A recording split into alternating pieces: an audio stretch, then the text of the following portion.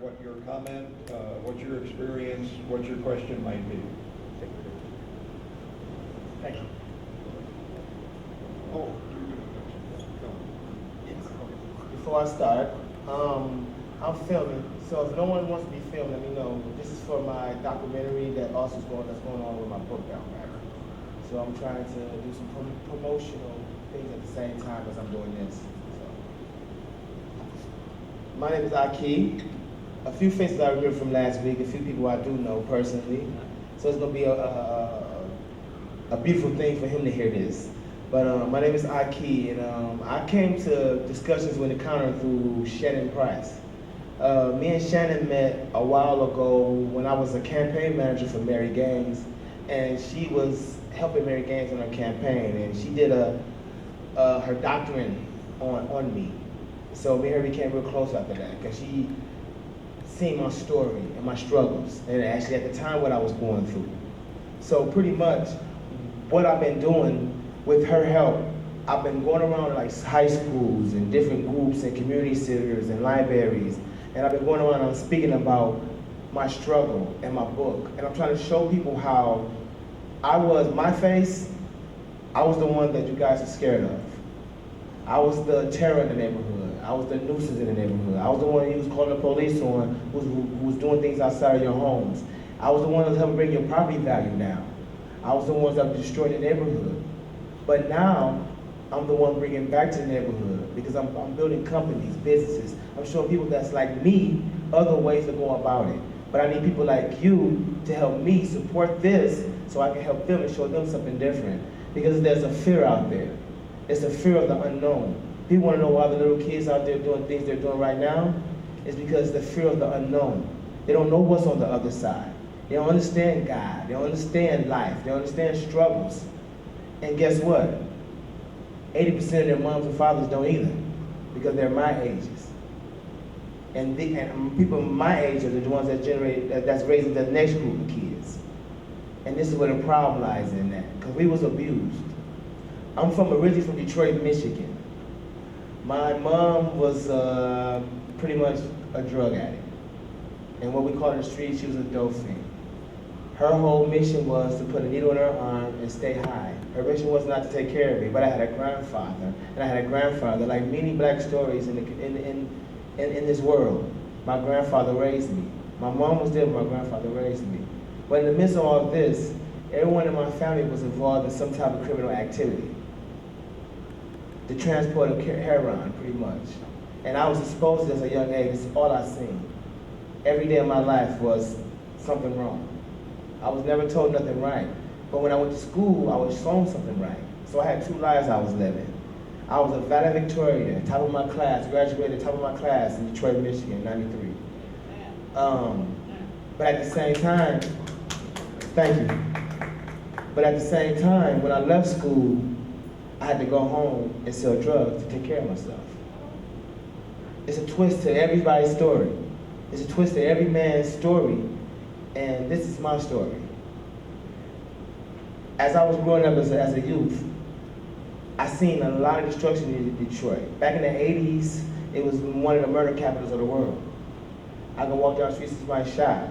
And at the same time, I come in the house and see somebody shot in my own home. This is the things that we are having a problem with in our communities when we scared to really tell the truth. You know, we scared of what the outsiders and people on the outside want to say. So what I did in my book, I did 3 parts. Jerome. Jerome was my birth name. I was born Jerome Little. When I was incarcerated for attempted murder at the age of 18, I found myself and I changed my name to Jahid.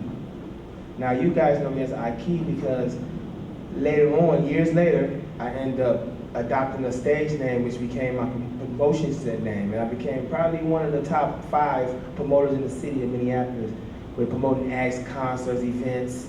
I do music videos, graphic designs, and now I'm venturing in books and stuff like that. So I did my book in 3 parts to show what I went through when I got incarcerated, and the struggle that I went through even after I got out of prison, tried to build me an organization. I had to go back to the streets to try to keep my positive organization going. Because grants and loans and handouts wasn't available anymore. There wasn't an avenue for someone like me who didn't have grant writers, and I ended up having grant writers. I had everything I needed, and they still told me no. So I wanted to put it in a book and document it. I want to show the world every bit and piece and part of what I went through. Even when I went through the struggles with Mary Gaines and going through office, and I seen some stuff I've never seen in my life. I seen the dividing of our communities. I seen how the youth came out for us, but the older community wouldn't.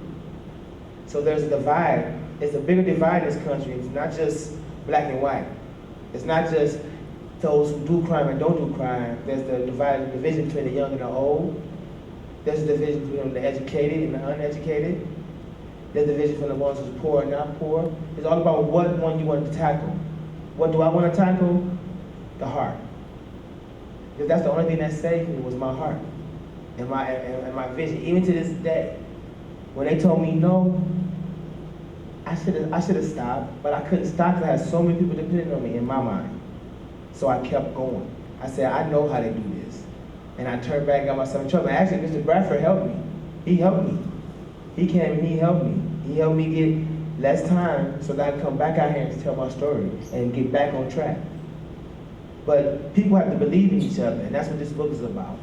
What I want to do real quick is just read a page or two, just to give you kind of like an insight of what the book is about, and then I'm gonna open it up for discussion. I didn't want to, carry on and move on. What I want to do, I just really want people to get to know me and get to know what I'm doing, because it's a movement that I'm trying to create here. And the movement is called Last Chance. It's called Last Chance Enterprises. And it's for all the individuals like myself, maybe not like you, but like myself, who have felonies, convictions, and we got all these organizations that say they can help them, but they really know how to help them, because it's not the physical they need, it's the spiritual they need. And they need to have people stand behind them until they can do it. So this is what my movement is about, the last chance. If you had any other opportunity in your life, you was the last person on earth, this is your last chance, what are you gonna do? And that's how I live my life now. I'm the last person on this earth, and I gotta say society and what I'm gonna do. And this is my way of starting. My book is called The Apple Don't Fall Too Far from the Tree. Why did I name it that? Because the apple don't fall too far from the tree. I was raised around drugs, crime, and confusion. But at the same time, I also was raised around love, nurturing, and education. That was pushed on me very hard at a young age. So what I did was, I told my story. I spoke so many times in so many places. People always ask me, you should write a book, you should write a book. Listen, I don't want, it's nothing. But when I got incarcerated this last time, I was in boot camp, and I really was examining my life from going from being with superstar entertainers, being hired by big entertainment companies, going all across the world, traveling with artists and doing all these type of things, and brought me right back to my predicament in the cell. And I had to sit back, I had to think, what did I do wrong? Because I had what I wanted. I had what I wanted, I thought. And that really wasn't what I wanted. I was chasing the wrong thing even then. But God gave me another chance. And this is my chance. I don't want to be in front of the people. I just want my book to speak for itself. So I'm going to read a couple pages. This is part one, and this part one is called Jerome, which is my old name. 36 months is to be served in the Department of Corrections, the judge rumbled. Also, Mr. Matthews, inform your client that if he catches another weapons charge, he will receive 60 months maximum. It was a break because of the work he's done in the community up to this point. This quote moved around repeatedly in my mind after the transport officer began his process of chaining me up to be transported to St. Cloud Penitentiary. The sounds of the change was numbing to my ears. The thoughts of going back to prison after 9 years of freedom was unbelievable. How did I get back to this? All the years I worked to build a different life. The time I spent with different community leaders, superstar recording artists, working on political campaigns, flying in and out of state, pushing my entertainment company, plus all the TV and radio appearances. From it all to come to this, I thought I was being a good father and a safe hustler. If there was any such thing, now I'm going back to the bus, back to the humiliation, back to where I became a man, where I lost so much more, also back to the nightmare. I cannot believe this. Abdul Malik, Abdul Malik. The deputy barked at the sounds awakening me from my daydream. Your hands, please. I raised my hands to him in a dead motion. I felt dead inside as he handcuffed my hands with his handcuffs and then skillfully ran the chain around my waist. Then he cuffed my leg chains around my spreaded ankles. I looked up at the other men who were also going to do their time, each person with different sentences and different crimes, but all the same ending, back to prison. Was this the reality that has become my life? Every time I get so close to my dreams, I become forcibly removed. The gloomy burgundy walls of Hennepin County Jail, where I spent 4 months fighting my weapons possession charge, is more gloomy than before. There's an evil in my soul that I did not have before. In some ways, I would miss here. At least I had a fighting chance of freedom. Now there is none. I feel as if everybody is laughing at me. It is as if I can read the deputies' minds. They're all saying, I told you you'll be back. The pinchings of the cuffs around my ankles awoke me to a new but old reality. I'm going back to prison again. It has been 8 years, 10 months since I've been in anybody's prison, county jail, or anything of the likes. I know so much has changed, but this pain is so very old. Repeatedly in my mind, I have given thoughts to my son, who has never been without me, then to my loved ones who have grown to need and want me, as I have them. Thoughts to my entertainment company, Brickboy 2.2, that I helped build with my own clever mind, and with the same hustle which has landed me here. The relationship I've matured now all gone for at least 20 months. Much different than this 19-year-old boy with a 110-month sentence with nothing to lose. Now I'm a 33-year-old man with a life to lose. Okay, let's move, gentlemen. Straight through these here doors, your ride awaits you, proclaimed the transport officer. As I walked behind the other 15 men out of the place that it was home, or should I say confinement, into a cold breeze of a county parking lot garage of one of the police cars and detective units, with this massive Greyhound with his colors blue and gray. The windows had bars on them to prevent any escape. 16 men with limited movement of our bodies climbed into this huge bus and built for transporting some of the state's hardened criminals. Nevertheless, I didn't feel like this. I felt like I wanted to cry out to someone, to anyone, but who would listen? But who? Now find yourself a seat and we will arrive at St. Cloud shortly, as he slammed the steel cage that separated us from them and any type of uprising. At that moment, I rested in my mind, I had returned. As I turned my face to the window, the coach exited the parking garage onto the downtown streets of Minneapolis. Those same streets I walked down almost every day. I wanted if I could have, but I didn't. I took it for granted. And now I miss it. I watched my reflection. I looked at my beard and full of gray speckles. My light skin seemed so dull because of the lack of sunshine for months. My hair was bushy from having no comb to comb it. For the first time, I could see how much I aged, how the stress of trying to gain has taken its toll on me. However, in my mind, I still play the old same sad song. Where and how did I go wrong?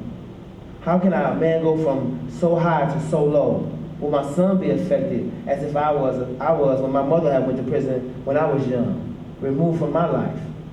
Then at that very moment, the memories flooded back in my mind. I can remember it like yesterday. I did not know what was going on or why my mother was selling everything in the house. I was too young to understand it all, but I remember one listening to her on the phone with my tender ages. Yeah, the DEA ran into the bathroom and grabbed the drugs out of me, girl. She was waving her finger and pulling the cord. Yeah, she bust right into the bathroom and ripped it right from under me while I was using it. She paused for a second. Yeah, they must have been watching me, she paused. You know, I was messing around with my dummy brother, trying to make a little extra cash. Some stupid stuff, girl. I got lucky because the judge only gave me 36 months. I could have got a lot more. Yeah, he gave me a month to get my stuff together. She paused for a moment. Lawrence and Darren are still locked up for stealing cars. So I don't have to worry about them, just Jerome. They'll be coming down once they get out. My mother preached it to the